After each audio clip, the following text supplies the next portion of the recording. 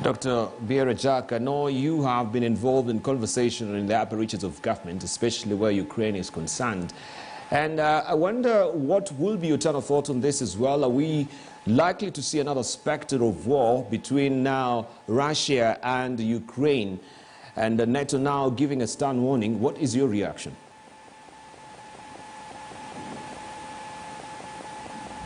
All of us were watching, and it was quite horrific the way that it unfolded. It was the first time really since the end of World War II that borders were changed militarily in Europe. And as you know very well, Dibal, I spent some time in Ukraine. I went there as part of a delegation that was organized by Atlantic Council to look at the events that were taking place there. And we met with people from both sides. And the crisis was very clear. It was Russia that was basically infringing on the sovereignty of Ukraine. And this was driven really by the fears that Ukraine may join NATO and ultimately join the European Union. And Ukraine and Russia has really a very long history. In fact, Kiev is seen in Russia as the birthplace of modern Russia. So it has a special place in its heart. And because of that fear, Russia became extremely aggressive and seized Crimea, and then went on to stoke divisions in eastern Ukraine, and especially in the Donbas region, and got the Russian ethnic people in the area to take up arms against the government of Ukraine. And the intention was to take a foothold within Ukraine as part of challenging Ukraine's move toward the West. Now, this is nothing new. Anyone that has been in the region is aware that Russia has been deploying hybrid warfare in decades, not just only in the eastern region, in places like Estonia or Poland or Latvia or any of these other countries in the region. This is what it has been doing, but it has even been doing in proper Western Europe, in places like Germany. It has been deploying disinformation before even the recent rise in the use of disinformation and propaganda. These actually were tactics that Russia deploy and develop and nurture for many years. The issue of election interference is something that people in Eastern Europe has been aware for a very long time before they were able to deploy the same tactics here in the United States. And is a very well-known strategy of Russia to stoke ethnic divisions and all kinds of differences within countries. So I'm very glad that NATO is finally standing up and sending a very strong message to Russia, because this has to be seen from a larger perspective of what is driving the current global narrative.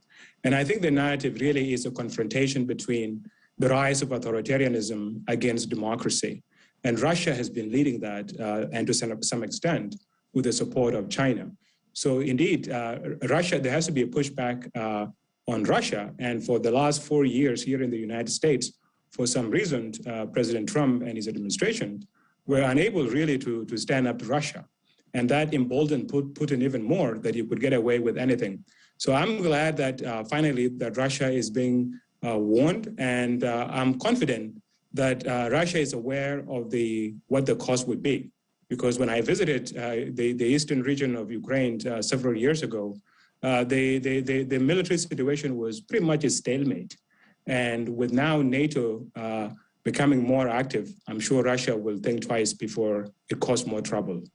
All right, and Dr. Hassan Kanenje, looking at, Lukashenko as well, now chiming in, siding with President Putin on this as well, that I will deploy my space for you, maybe to, I'll actually give my space for you to deploy your nuclear weapons. What does this really tell, especially when we see the Poland and Belarus tension also simmering right now?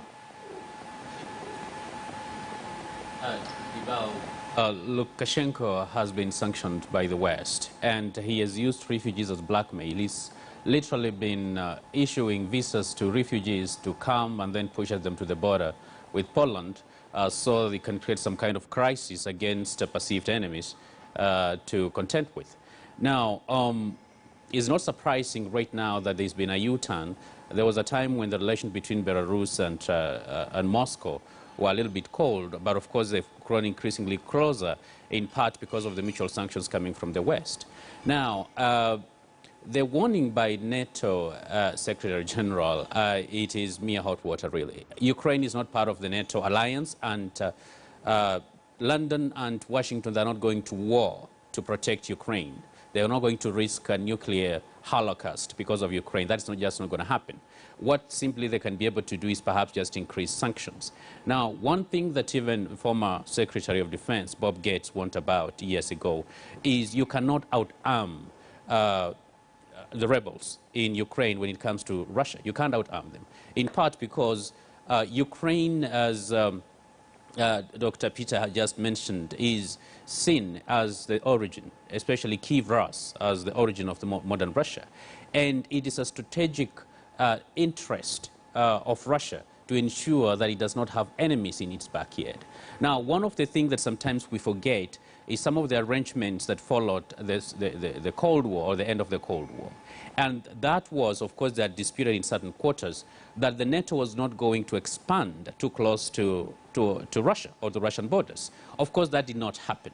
And as a power, or a big power that has been a big power, which is still has probably the largest nuclear arsenal in the world, they are not exactly comfortable with NATO moving assets next to its border. It makes them indefensible. Any big power, even regional powers, the case, for instance, what you have seen in the Middle East, the reason why Israel will not want to get out of the Golan Heights is because it's not going to make sure that they don't have defensible borders. And so unless the Europeans and the Russians actually can talk seriously and honestly about this, so that this mutual stalemate or security dilemma that's created by both sides is not continued, the crisis is not going to end. Now, in addition, it is critical that we also understand that in recent years, the crisis in Ukraine was also fueled in part, frankly speaking, by the West. And I remember there was a time Senator John McCain went into Kiev and was actually holding a rally calling for the overthrow of the sitting president, who was eventually overthrown. And that was a Russian-backed president. How would you react if you are Moscow? I'm not in support of Moscow's actions, apparently, but I think it's naive to think that somehow certain actions are not going to attract certain reactions, are not going to create the kind of fear that is going to lead countries sometimes to behave stupidly. And those actions and reactions by the West and Moscow have actually contributed to the kind of stalemate we're seeing in Ukraine right now. And that is not likely to go away as long as the status quo and the enmity continues. Right, and Dr. Sungi, we see also President Putin saying that NATO deploying their weapons and troops to Ukraine represents, crossing that particular red line, and they are going to give a strong response. When you talk about a strong response, a lot is really under the underbelly of that particular word. We might put a lot of meaning and there. So I wonder, do you think NATO deploying the weapons and the troops also to Ukraine has actually crossed that particular red line? No, I think these are interesting times, and it reminds me of the Cold War and the statements that were issued during that time. But I think I agree with my colleagues here that we have to remember that Putin is a former KGB boss, and I think behind, and this has been said by many analysts, that behind Putin's idea or dream is to bring back the United Soviet Socialist Republic. And I'm not sure whether that is going to be possible, but I think this is what is happening. But I think there are some other interesting aspects in this conflict between Russia and Ukraine that has been there for some years now. Any invasion of Ukraine by Russia would also provide justification for an invasion of China to Taiwan. So these things have to be looked at in these angles. And basically, any successful invasion of Ukraine by Russia will make the Chinese very, very happy. So, I mean, this is nothing else than politics, and again, you know, the dream that Putin has of bringing back the USSR. Right. Amadashi, this is not just a Cold War. This is an all-out war in the making if we are not careful. Well, is that to me debunked? That's Amadashi. The great, the realist writer John Mearsheimer once wrote a book, I remember when I was at school, and he asked whether will we soon miss the Cold War. The global discourse, and that's what I like to call it, not narratives, the global discourse is spinning on an axis of unilateralism. The idea that there's a single global power, namely the United States and its allies in Europe, maybe not something that's very healthy for international relations right now. Of course, we know that during the Cold War, it is us in Africa who suffered the heat of that war. And remember, we suffered in Angola, we suffered in many, many countries. And it was the Soviet Union that was helping national liberation movements in Africa. It was not the United States and NATO. They were helping apartheid. If you remember Debal, when we were calling for the release of Nelson Mandela. And I think that we have to also miss what used to be called the third world, or what used to be called the third opinion of post-colonial societies' response to the unilateralism that we see today of the United States and NATO. You have to appreciate, if I can say this, that Russia lost 20 million people in the Second World War. Their country, the Soviet Union, has been broken up into many republics. They have suffered in catastrophic ways in what they call the Great Patriotic Way. So I understand Russia's sensitivity to NATO encroaching to its borders. We would feel the same way if it happened to us.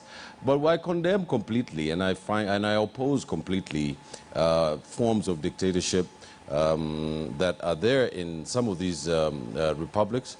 Mr. Lukashenko is a tin pot dictator. He doesn't believe in democracy. He has had demonstrations all over his street, his capital. We know that Mr. Putin is also a very authoritarian figure who doesn't brook any challenges to his power. And the political culture in Russia obviously has to change to take in more pluralism and more democratic forms of engagement. But as far as Africa is concerned, and as far as we're concerned with other countries that are still developing, our response has to be measured. We just cannot be hoorah hoorah for the United States and NATO, because we know the problems that are already happening here in the region. The United States is trying to do regime change in Ethiopia. It's trying to get rid of a democratic... Thank you. We shall come back to that. Elected government through the TPLF. So I don't think we should be cheerleaders for this kind of discourse in the world today. Thank you, Rashid. Of course, so you're bringing us closer home.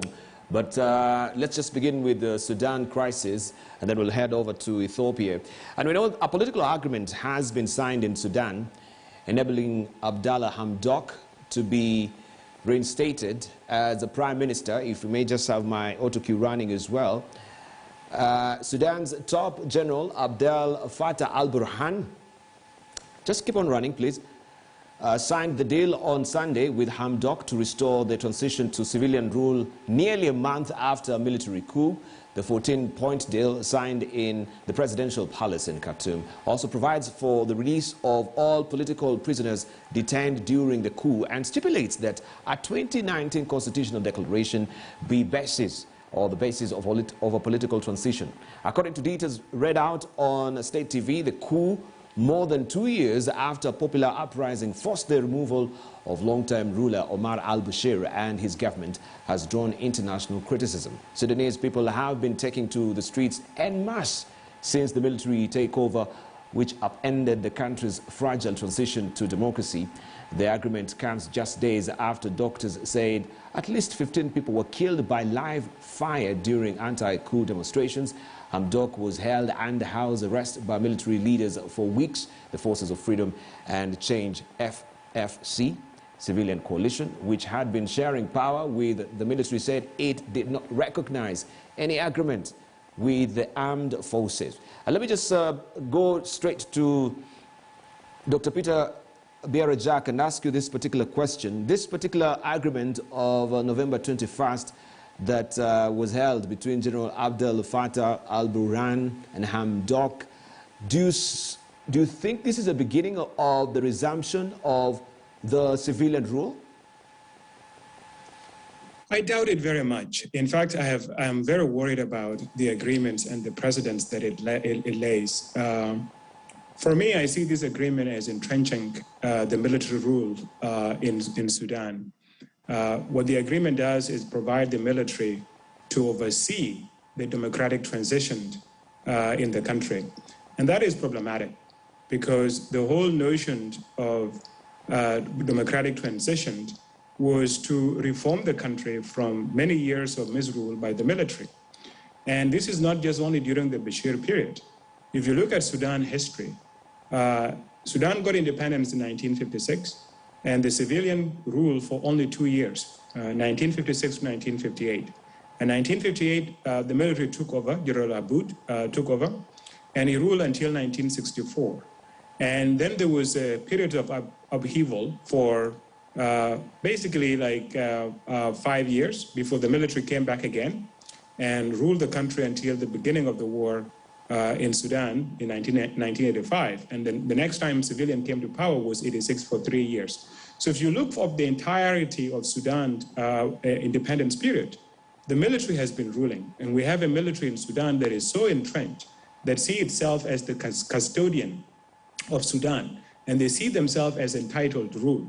And I think it's very important also for the audience to understand that General Burhan is actually worried also about his own position, because it's not just only him as individual that want to seize power. There are individuals at the lower ranks that want to take power for themselves if they have opportunity. So Burhan basically acted so that he can foil some of the tactics that others are developing. So if you look at the agreement, and it's very clear with what the Sudanese people are saying, they don't have faith in this agreement. And in fact, Prime Minister Dr. Hamdok has been losing faith of the street and has been losing faith of the coalition that actually brought him into power to be prime minister.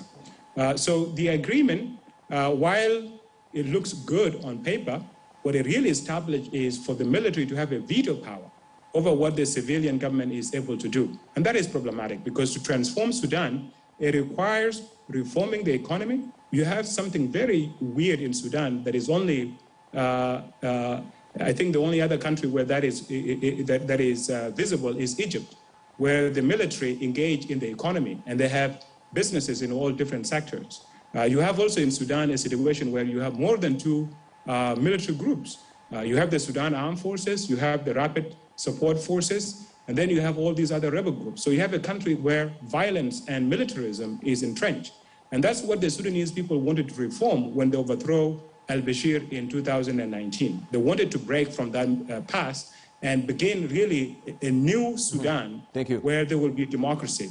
So this agreement is problematic. Sudanese people are rejecting it. And I think it's important to listen to the voices of the Sudanese people, which is clearly being expressed on the streets. Right, and we have the Sudanese political forces who are actually labeling this particular agreement as legitimizing the coup. Do you agree with this, Dr. Hassan Khanenje, that this is legitimizing the coup? You know, it is ridiculous, actually, to al-Burhan somehow to suggest that the recent coup was done in the interest of Sudan. We understand, and I agree with Dr. Peter, very much that, the military in Sudan has been very entrenched and for a very long time. And I think they are trying to succeed themselves, much like what happened in Cairo. And I think what we are seeing, I don't even know to what extent Hamdok was actually privy to what happened. I think if it were not for international pressure, probably he would not be there. But I suspect he's being blackmailed, and because he is also interested in having power, he has acquiesced, to the demands and been forced probably to acknowledge that he was part of a coup, and as a civilian person who a lot of people had respect for, not just within Sudan, but actually internationally. I think increasingly you're going to see his popularity decline, and perhaps is going to reduce his ability to actually guide a transition, which pretty much is right now being laid by the military. And so we have seen this game before played elsewhere, and I think we're seeing in Sudan. Now, the challenge, I think, for us in the region is this does not portend very good times to come, especially at a time when the region seems to be in a free fall. Ethiopia is imploding. And any difficult transition in Sudan is also going to mean that other countries are going to be a little bit relaxed in trying to push for investment, and there is potential that there are going to be increased sanctions against Sudan, which is going to make the economic situation worse and, of course, complicate the political situation and therefore the transition. And so I think this is something that people need to speak loudly about, but call it for what it is. It was a military coup, and it's something that has to be condemned. And right now, I think Hamdok is pretty much a mere puppet of the forces within the military. Right, and we have also Hamdok on the sharpest edge of a dilemma right now, because we have 12 cabinet ministers who've resigned. They resigned on Monday because they're not agreeing with this particular argument as well. The question is, and maybe also the flip side, we have two of the ministers from the other side, that is from the Al-Burhan's forces side, who've also resigned, and right now they're in custody. Do you think this particular agreement, as it were, has a good spawning ground for Hamdok to work successfully in bringing peace in Sudan? Debal, the very idea of the relationship between military and civil society in the political economy of Africa is probably one of the most important theoretical issues to unpack, given what is happening today in Sudan. For a long time, the political institutions in the Sudan were not developed, and they were not made robust. What was made strong and what was made robust was the military institution. And Peter has just hit on something that's very important, I believe, in analyzing what's happening in the Sudan today. 40%, a large extent of the Sudanese economy is owned by the Sudan army. This is a very important point to know. And the second thing is that we know that there were grave human rights abuses by the Sudanese army and the militias associated with it in Darfur. Now, the transformation or the agitation of the people of the Sudan to overthrow the military of Mr. Bashir was based on the economy, and it was led by women, and it was the price of bread, or the equivalent that the Sudanese people use, that brought about the fall of the Sudanese military regime. And I think that the mistake that was made by the civilian parties to get into a coalition with the military was the original sin of this construct that we have today in the Sudan. And I particularly blame the Prime Minister, Mr. Hamdok. I think that he was very naive. I think they were very unsophisticated. I think the military used them to get out of the terrorist list and to get back into the good books of the international financial institutions. And once that was done, the military saw no more use.